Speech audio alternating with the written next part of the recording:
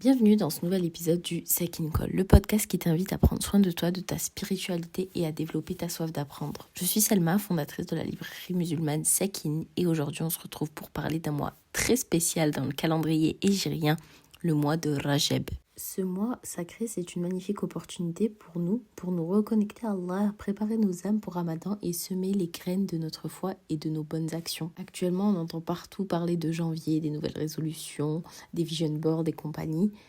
Mais en tant que musulman, Rajab, c'est aussi symbolique et c'est très profond.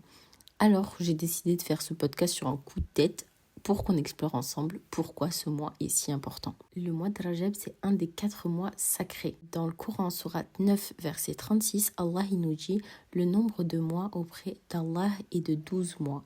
Dans la prescription d'Allah, le jour où il créa les cieux et la terre, 4 d'entre eux sont sacrés. Telle est la religion droite. Durant ces mois, ne faites pas de tort à vous-même. » Dans un hadith, on nous explique qu'il y a 4 mois sacrés et qu'ils sont Muharram, le premier mois de l'année, Dhul Qa'da, Dhul Hijjah et Rajab.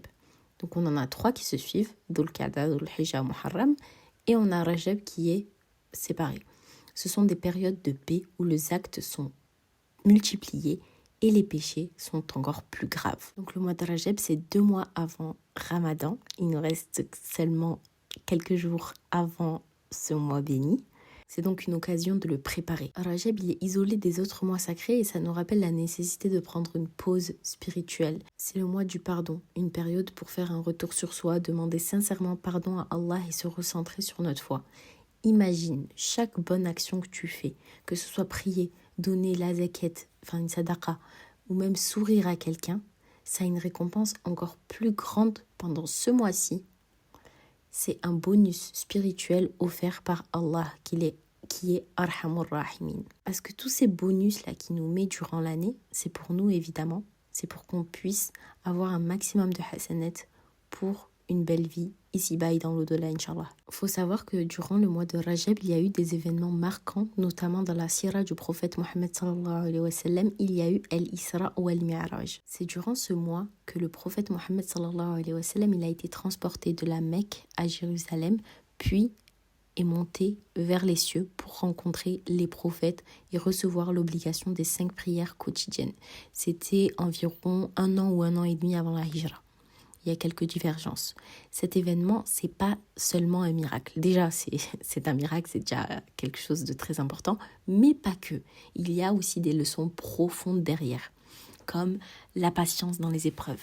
Parce qu'avant cet événement, le prophète Mohammed sallallahu alayhi wa sallam, il vivait une épreuve difficile, une année même difficile qu'on a appelée l'année de la tristesse. Dans cette année, il avait perdu sa bien-aimée, sa femme Khadija radiallahu anha, et son oncle Abu Talib, qui était un très grand soutien pour lui. Il y avait eu aussi l'agression par le peuple de Taïf. Allah, il lui a donné ce miracle pour le remotiver, le réconforter. Il a pu notamment rencontrer les autres prophètes, subhanallah. Allah, il lui a aussi montré l'importance, la place du prophète Mohammed sallallahu alayhi wa sallam. Les gens de Taïf, ils ont refusé de l'accueillir. C'est Allah qui l'a accueilli dans les cieux. Gardez toujours confiance en Allah, même quand vous avez des difficultés, il vous les remplacera par quelque chose de mieux. Il y a aussi cette importance, cette connexion avec la prière en fait. C'est le 2e pilier de l'islam, c'est la première chose sur laquelle on sera jugé et ça a été ordonné dans les cieux. Ça nous rappelle son importance et le fait que c'est notre lien avec le Créateur. Le prophète sallallahu alayhi wa sallam, dans un hadith, il nous dit « Prosterné, le fidèle est plus proche de son Seigneur qu'à tout autre moment. » Donc, pendant le soujoud, pendant la prière, c'est le moment où on est le plus proche d'Allah. Et c'est un moment très important, il faut qu'on en profite un maximum. Rajab, c'est un moment parfait pour revivifier notre lien avec Allah à travers les bonnes actions, notamment les prières. Prends un moment pour méditer sur cet événement et demande-toi comment je peux faire pour moi-même avoir une certaine ascension spirituelle. Donc on en dit, pendant les mois sacrés, il y a des actions à privilégier car les récompenses sont plus grandes. Comme on a dit, on a des bonus, donc c'est important de multiplier les actes, notamment les prières surérogatoires. Ajouter ne serait-ce que 2 unités après l'Acha, après le Fajr par exemple. Sachez que la prière compte parmi vos meilleures actions, en nous disant ce hadith. Et je rappelle aussi les mérites des prières surérogatoires. Dans un autre hadith, on nous dit Tout musulman qui prie volontairement chaque jour 12 rak'at surérogatoires, en dehors des prières obligatoires, Allah lui construit une maison au paradis. Alors, si vous n'avez pas l'habitude de faire des prières obligatoires et surérogatoires, on va éviter d'aller directement aux 12 rak'at. On va commencer petit à petit, juste 2. Ça prend quelques minutes dans la journée et on rajoute crescendo d'autres prières. Évidemment, il y a d'autres bonnes actions qu'on peut faire comme la demande du pardon. Al-istighfar, demander pardon constamment à Allah tout au long de la journée. J'ai fait déjà un épisode sur l'istighfar et ses bienfaits si ça vous intéresse. On peut aussi lire et méditer le Coran. Commencer avec une sourate ou un passage par jour, ne serait-ce qu'un verset, et réfléchissez à son message. Pour mettre aussi la baraka dans notre vie, nos biens, notre quotidien, etc., on peut faire des sadaqas. Même une petite somme, ne négligez jamais. Juste 1 euro, 2 euros, ne les négligez pas. Je rappelle que ces bonnes actions, c'est pour nous que nous les faisons. Nos bonnes actions, elles vont rien changer à la puissance et au royaume d'Allah, qu'on les fasse ou pas. Par contre, elles mettent la baraka dans notre vie et nous permettent d'accéder à une grande récompense dans cette vie et dans l'autre, Inch'Allah. Dans une khutba la semaine dernière, l'imam nous expliquait justement l'importance des bonnes actions et qu'elles ne changeaient rien au royaume d'Allah, qu'elles étaient comme une aiguille dans l'océan. En soi, c'est insignifiant, mais par la rahma d'Allah, on sera récompensé énormément. Pour avoir nos doigts exaucés, c'est important de s'éloigner des péchés, particulièrement durant un mois sacré. Donc, on va éviter de commettre des péchés et des injustices. Bien sûr, ça, on doit le faire tout au long de l'année, mais particulièrement pendant ces mois. Et comme je vous ai dit, Rajab, c'est aussi un des 2 derniers mois avant le mois de Ramadan. Donc, c'est le moment de semer. Sha'ban, donc le mois suivant, ce sera le mois pour arroser. Et Ramadan, ce sera le mois pour récolter. J'aime beaucoup cette métaphore que j'avais vue sur les réseaux sociaux. Si tu attends le dernier moment pour te préparer, tu risques de manquer les bienfaits de ce mois béni.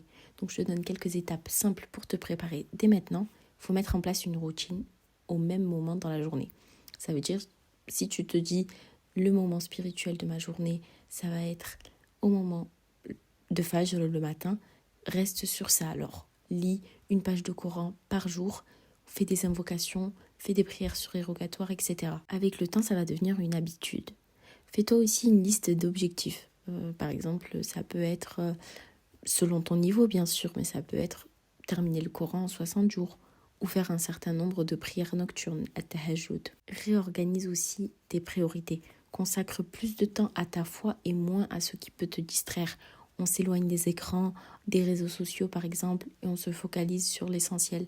Tu verras le gain de temps que c'est. Tu vas préparer Ramadan pour préparer ton cœur à recevoir toute la rahma qu'Allah va t'envoyer. Et rappelons-nous aussi que Rajab, c'est le mois du pardon. Ce mois sacré, c'est une opportunité précieuse.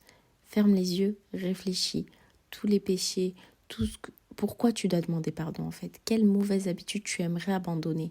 Et adresse-toi à Allah en lui demandant de t'aider justement à arrêter ces mauvaises habitudes. Rajab, c'est une période unique pour se reconnecter à Allah, renforcer ta foi, poser les bases d'un ramadan réussi. Ce mois est un rappel de patience, du pardon, de la préparation spirituelle. C'est pour ça que ça me tenait à cœur de faire ce podcast. On est le 2 janvier quand je suis en train d'enregistrer cet épisode. Donc je suis en train de voir partout des bonnes années, bonnes résolutions au vision board. Et je voulais faire cet épisode pour te demander, est-ce que dans tes objectifs cette année, t'as mis la partie spirituelle?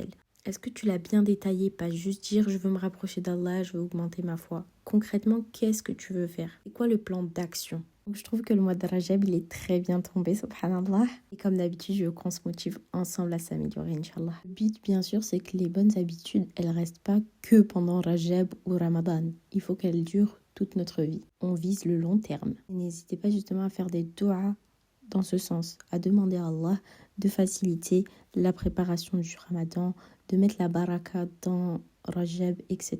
Peut-être qu'on n'y pense pas forcément, mais on peut demander à Allah de nous aider à faire plus d'actes d'adoration, à s'améliorer tout simplement. Voilà, c'est tout pour cet épisode. J'espère qu'il aura été utile et qu'il t'a motivé à augmenter tes actes d'adoration, Inch'Allah. Si cet épisode t'a plu, je te propose de laisser 5 étoiles sur ta plateforme d'écoute. Tu peux aussi commencer à gagner des hasanats en partageant cet épisode à tes proches.